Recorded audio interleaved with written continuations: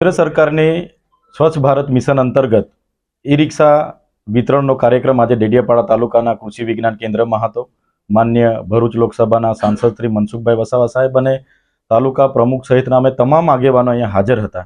ત્યારે અમને એવું હતું પ્રાથમિક તબક્કે કે ઈ રિક્ષામાં 3,10,000નું એસ્ટિમેટ બનાવ્યું છે, તો કોઈ સારું વાહન હશે કે જેના કારણે આ સ્વચ્છતાને લઈને ગંભીરતા હશે.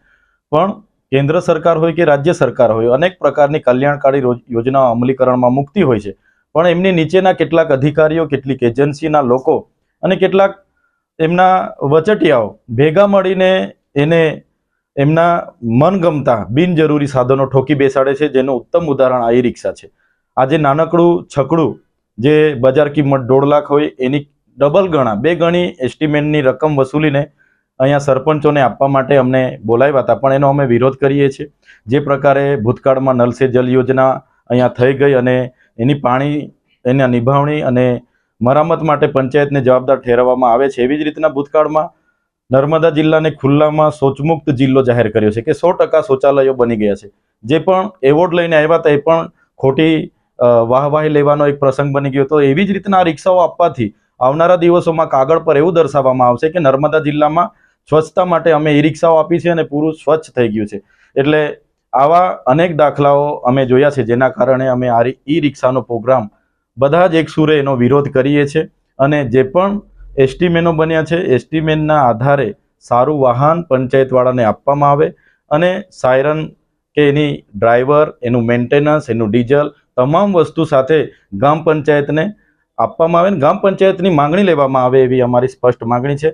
આ ઈ રિક્ષાઓ નર્મદા જિલ્લામાં 100 જેટલી આપી છે અને આખા ટ્રાઇબલ વિસ્તારોમાં જેટલી પણ આપી હશે એ તમામનો અમે આવનારા સમયમાં વિરોધ કરીશું અને સરકારશ્રીનું ધ્યાન દોરીશું અને જે પણ લોકો આમાં જવાબદાર હશે એમના પર કાર્યવાહી કરવાની માંગ કરીશું.